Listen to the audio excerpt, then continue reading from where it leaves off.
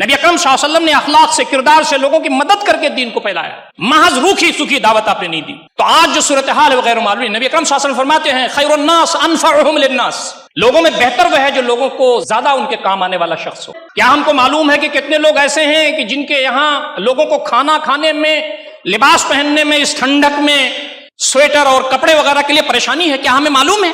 نہیں معلوم ہے تو ایمان میں ہماری کمی ہے۔ اس چیز کو اپنے سامنے ہمیں رکھنا چاہیے۔ نبی اکرم صلی اللہ علیہ وسلم نے لوگوں سے اچھے تعلقات کے ضمن میں ایک مرتبہ تو فرمایا کہ نفل نمازیں اور نفل روزوں سے بہتر یہ ہے کہ لوگوں کے جھگڑے چکایا کرو، لوگوں کا تصفیہ کیا کرو۔ ایک مرتبہ آپ نے فرمایا الا اخبرکم من افضل درجۃ الصیام والصلاۃ والصدقہ، کیا میں تمہیں روزہ، نماز اور صدقہ کے درجے سے بھی بڑا درجے والی عبادت تمہیں نہ بتاؤں؟